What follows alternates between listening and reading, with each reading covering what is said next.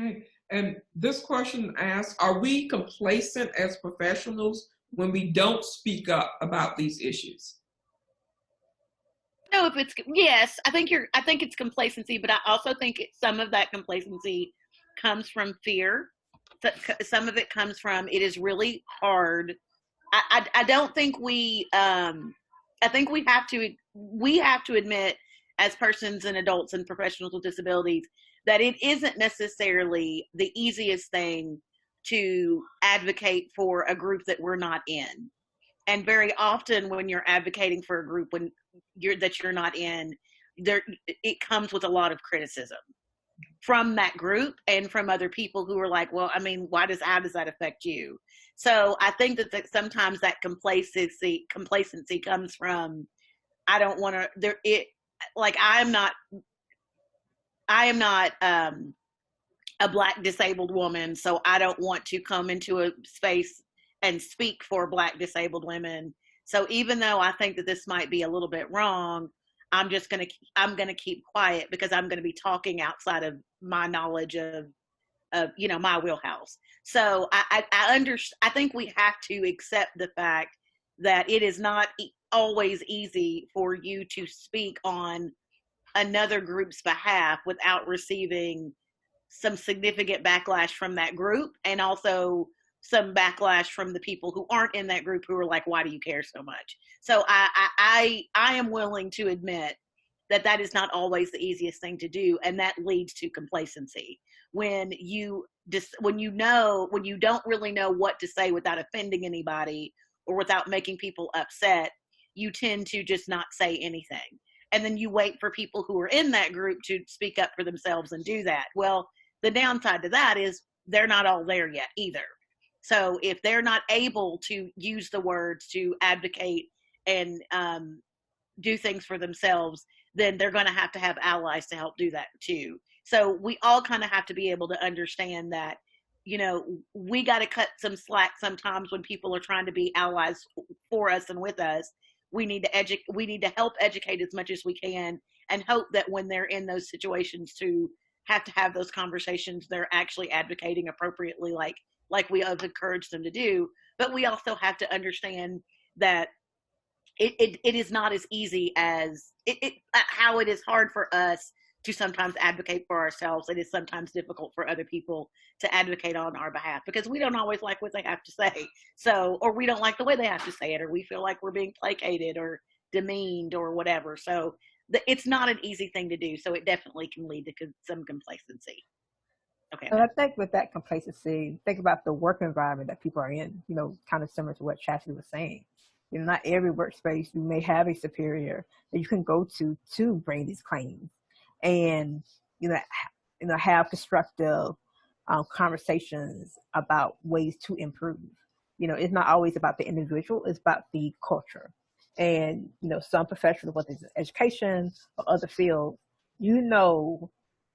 if your employment is a place where you can bring such concerns to someone safely and justly without receiving consequences. And I think sometimes, we're in spaces where we just getting along just to get along, and that means that we endure a lot of pain in our roles as well as our clients, as well as, the communities that we serve. So understanding that sometimes you cannot always be the savior in your workplace, but that doesn't mean that you cannot find ways to ameliorate some of the issues that you see. Those are good points. And if somebody speaks up on our behalf and they say the wrong things, it could actually be harmful. So if you come in a situation where you feel like you should be speaking up and it'll be the right thing to do, but you don't know what you should do, it's a sign that you need to go and learn from disabled people about how we want you to respond in that situation. So the next time you'll be prepared. And it's especially important if there are actually disabled people speaking up about something, that you don't stay silent. Then you should back them up and amplify their voices. If you have a pattern of staying silent, staying out of the conflict, not making any effort to learn about it, then you are complicit. It should also be considered intersectionally, though, because not everyone has the same level of privilege in their workplace, of course. So it's, if it really doesn't pose much risk to you to back us up, there's no excuse not to. If it would be taking a risk, then it's a courageous act that we are very appreciative of, but we would understand if people are not able to for their own safety. Okay, we have another question pertaining to teachers, wanting to know if regular school teachers or general ed teachers are required to participate in training such as this to learn about students with disabilities, and if they're also required to take classes before they graduate from their program on understanding and working with students with disabilities. So I'm in a college of education, and currently very few states have any type of disability training requirement or course requirement for those in general education programs. There is the last report that was issued on this is actually a pretty outdated report from 2007, and at that time there was only 2 states at the time where there was a required training component. Yet at the same time, what we're seeing nationally here in the United States is that our students with disabilities, 95% of our students with disabilities in K-12 environments are actually spending at least some of the school day in the general education classroom. That's what we see from the inclusion movement. And so I agree that we need to do a better job at collaboration, as well as helping to train some of our general education teachers to be better prepared. I actually currently have a federal grant from the U.S. Department of Education to do some of that. So our grant is actually specifically to develop teacher professional development around disability and bullying and victimization. And our target is not special education teachers, but actually our general education teachers, for exactly the reason of that question. So I think it's a really important point. And I knew when I was in undergrad, so this was between 2004 and 2008, I had a lot of friends who was in our alma mater's college education, and they would tell me about, the day that they talked about disability or the class that they took on disability. And I remember specifically one of my friends coming up to me and said that in the video, the person said, leaning on somebody's wheelchair, like, with the handle, and saying, this is what you do not do, to a disabled person. So I think that in some ways, some programs may talk about disability, but they don't get into some of the things that we talked about today. We talked about the ableism, the racism, the cultural aspects of the community, the cultural aspects of being a marginalized disabled person with multiple identities. All these things, I don't think that many programs, if any, if I dare say, really dig into it. So I think that everybody, whether your specialization is special education or not, should and will benefit from diving deeper into disability history and disability community, understanding more. I think that's just a part of being a growing professional. That doesn't stop, the learning as a professional, whether you're a teacher, social worker, doctor, et cetera, doesn't stop when you get your degree and when you get your certification. It is a continuous effort. And it's your job to continue to feed that knowledge. I know that I graduated with my master's in social work 8 years ago, and there were things that I did not know then that I do now. And there would be things that 8 years from now that I would learn that I may not know at this present time. So it is your job, whether it is given to you by your institution or your district, to seek that knowledge so that you are not unintentionally harming students, that you are not unintentionally operating under outdated codes of understanding or educational limits. That is your responsibility, at the end of the day, to continue to be a learner of your trade so that you can continue to be masterful in what you do, so that you provide the best experiences for your students, your clients, your communities. Okay, thank you very much. I'd like for us to move to our next broad question.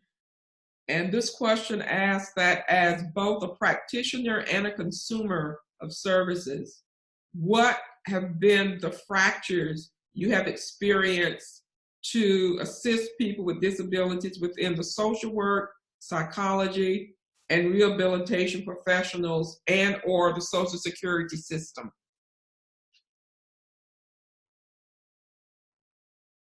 Well, I mean, the list, Dr. Deborah, the list is long and hard and arduous, and the list, I don't even know that I can make a sentence that just does. It's all of it. It's just all bad. A lot of it is, oh gosh, where do you even? The system was set up. The system seems to be set up. I'll say it like that. It seems to be set up in a way that is absolutely hell bent on nobody getting it right. Right. So you go in, you ask questions, you ask for support, you ask for what you need to qualify for things.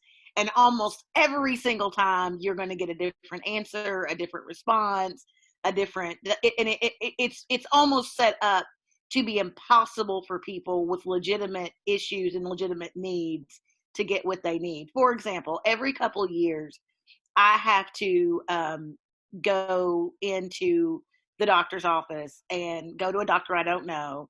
And the doctor will eventually look up and say, "What are you here for today?" And I'll say, "Oh, I'm just here so you can verify that my arm and leg did not grow back." And he's like, "You serious?" I'm like, "Absolutely serious." So, how long has your arm and leg been gone? "Oh, since birth." "How old are you?" 43. "So what are you here for?" I just need you to write on that piece of paper that it didn't grow back. Then I can leave and you can go on about your day. That is ridiculous. That is taxpayers I mean, it's just nonsense. So the system is very often set up to drive us all crazy. And I am a person with education. I'm a person who has a college degree, and it confuses the bejesus out of me. Now imagine if you're a family, a rural family who's living at the poverty level, who does not have the socioeconomic tools that you need to move through the system. It is really going to be a system that is going to be hard to navigate through. And as a social workers and teachers and psychologists and rehabilitation professionals, I think a big part of your job is helping to gather information so they can get correct information in one place. Because that's not the way the system is set up for them. The system is set up for us to go 82 different places and get 732 different answers. So if you can be a part of trying to help them get that information in one spot, that really goes a long way, because I promise you, they are not getting it all at once, and they're getting told so many different things. And if your level of natural education, if your cognitive ability is lower, if your family, because there's a lot of generational disability that happens in Kentucky. There's a lot of mom and dad maybe only went to 6th or 7th grade and had some disabilities and then had children. And so those children don't necessarily have all that they need just from jump to understand how to navigate through systems. So you guys as professionals may be the only people that can help them get through that okay. So if you can make that information be as boxed in as you can so they can get all of it at once, as much as they can, and help navigate through that would be greatly appreciated. Because otherwise, everybody's just going to go crazy, and they're going to keep going to the doctor to verify that their arm and legs haven't grown back. Yeah, so much of what you just said is spot on. And I think I'll just add that, recognizing in terms of the fractures that systemic oppression is real. Systemic ableism is real for exactly these reasons that Chastity was explaining. Winter also talked about this too in the context of the pandemic. So within the context of COVID-19, companies and organizations that previously had very strict no telework options, now we're seeing that, oh, gee, everyone has to telework for those who can, right? And so for me personally, I was at a previous job, and I was fortunate that, so using a wheelchair, I unfortunately had broken my leg. And I was very fortunate that my employer at the time was willing to let me telework, even though that went against the organization's policy as written. However, what ended up happening was that I was not allowed in this particular state to get assistance, like home health aid assistance to help with showering because I had a broken leg and I use a wheelchair, if I was still currently employed. And so I was faced with, do I quit my job where I'm getting an income and like the graciousness of my bosses at the time who were willing to let me to telework? Do I quit my job so that I can shower? And that was like quite literally a decision that I was faced with. Or do I risk my health and safety further by trying to shower on my own without the assistance and trying to navigate through those things? Another example, as I've shared, working in higher education, to me, the barriers that disabled students face are astronomical. They're still there. They were there when I was a student, but I see it now from the perspective of being on the professor side. I was legitimate. I teach a large 100-person class to undergraduate students. And I was legitimately mad after last semester that after teaching that class, I got 3 thank you messages from disabled students. And you might be wondering, why was she mad of getting 3 thank you messages? I was mad because they were thanking me for providing them with their necessary accommodations. And it opened my eyes to just the struggles that they were facing here on this campus. To me, the ask in terms of what those accommodations were not at all hard. It was having lecture slides in advance, making sure images had alt text descriptions, making sure captions were on when showing any YouTube videos or videos in class. To me, those are not hard accessible features by any stretch of the imagination. And so I was mad that the students felt like that they had to go out of their way to say thank you for something that is federal law and that it shouldn't be such a barrier. So, you know, as future rehab counselors, I think you all are in a very unique position to do a couple things. So first of all, being able to point out the ways that disabled people are natural problem solvers and resourceful. We've been putting up with all of these crazy and ableist policies and procedures for the majority of our lives, and we've figured out ways to navigate that, ways to be resourceful, and secondly, helping to connect individuals to program services to help to navigate these systems. And as Chastity was saying, you know, make it as seamless of a process as possible.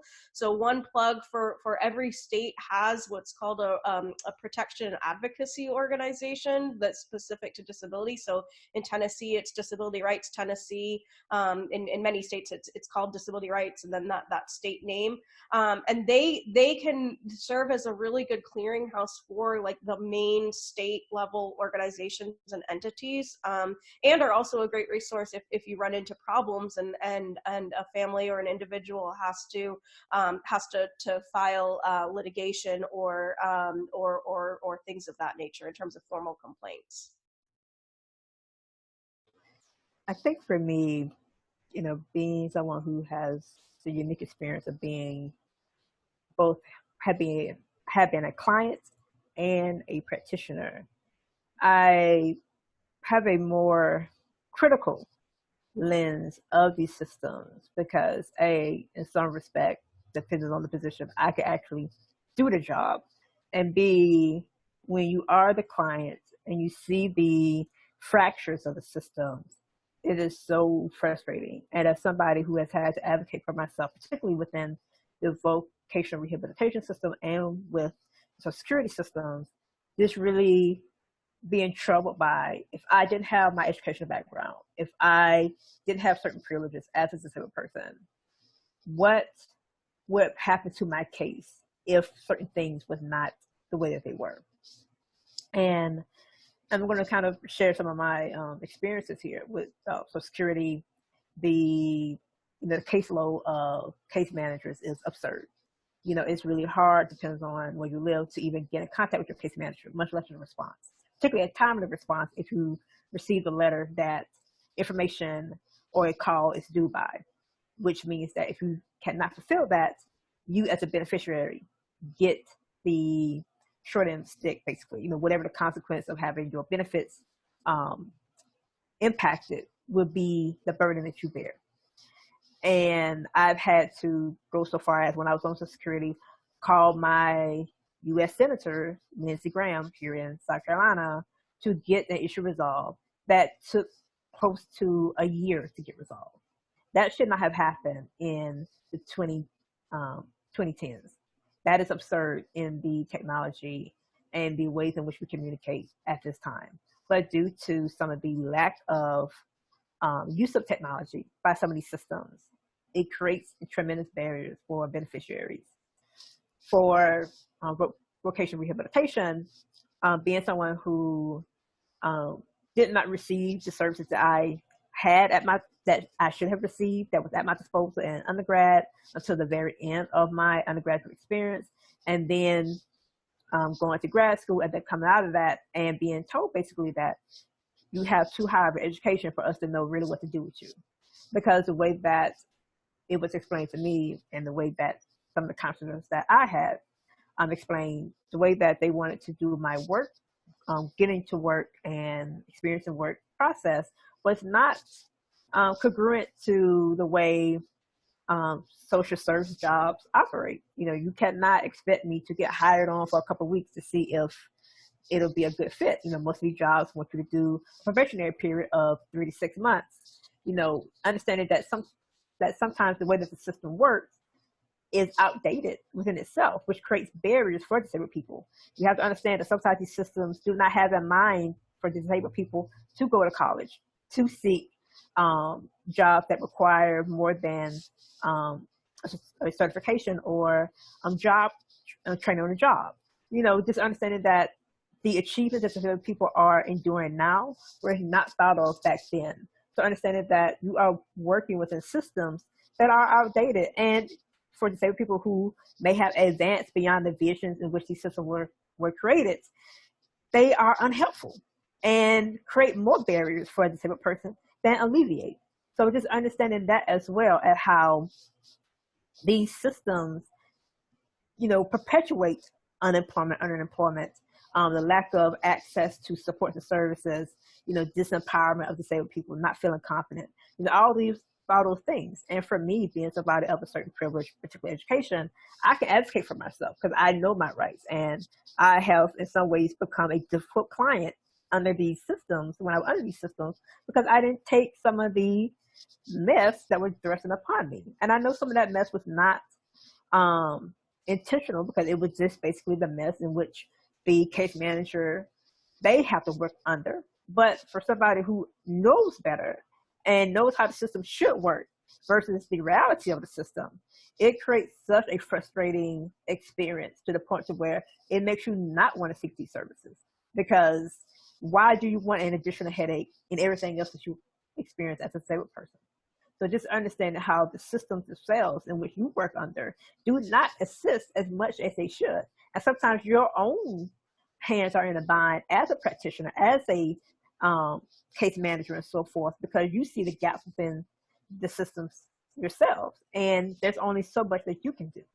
So understanding that sometimes when disabled people appear, quote unquote, non-compliant, it's not always them. It comes back to what I was saying earlier, their history with systems, their own reluctance, their own traumas, their own fears of not having things go right. And here you are coming in as a new person, not knowing that history, but having to deal with their own resistance to certain things. So understanding that non-compliance is not always the client's fault, that sometimes the system is set up to cause clients to fail, and also set up to cause you to fail, to not do your job as well as you want to do, because most people in these positions do want to do their job well. So of course, every profession has a couple of bad seeds, but most people do want to do their jobs well. But the system is set up to not allow that to go well smoothly.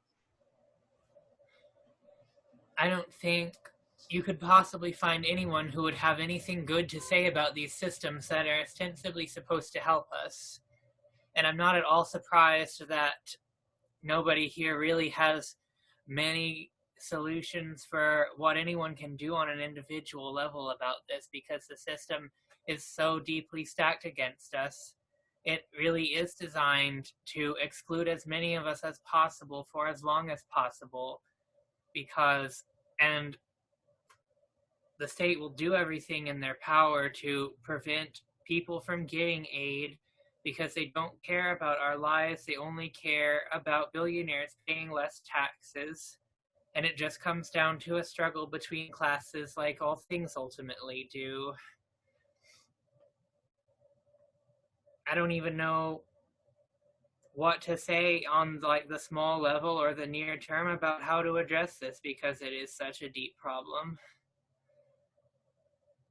The entire system needs to be fundamentally redesigned to actually help people. And would you agree that this is a process that it goes back to nothing about us without us? You have to include people with disabilities in the restructuring and the reorganization of these different systems. Oh, if you don't include people with disabilities in the reorganization of these systems, you're only going to recreate the same systems that oppressed us in the past. And I just want to add to that too, that we need to make sure that we're including individuals across the disability community in these conversations. So unfortunately, as we mentioned before, sometimes certain individuals' voices with disabilities are amplified more so over other disability groups. And the only way for it to work is to really truly embrace cross disability solidarity, and to make sure that all of those voices, verbal and nonverbal, are included as a part of these solutions. That's very true. People tend to think of disability as a monolith, which couldn't be further from the truth. I'm not at all qualified to say what chastity needs. Completely essential to include all kinds of disabled people in these conversations.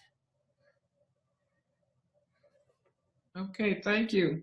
I would like to, our time unfortunately is getting short, and we have quite a few more questions that I think we need to get in. Our next question has been discussed to some degree, but I still would like to see if there are any additional comments on the question: what are the gaps and challenges within special education, particularly for those of color and other intersectionalities, to navigate the worlds of people with disabilities and people without disabilities? I think one of the biggest things regarding oppression of marginalized people within special education would be the rampant epidemic of assaults on disabled students in Kentucky schools that has just recently begun to be exposed, which disproportionately affects people of color and disproportionately affects disabled people who can't communicate verbally, and other demographics that are particularly vulnerable. Restraint and seclusion is an intersectional issue. Special education is so deeply flawed that so many people who are supposed to be educating students are actually harming them.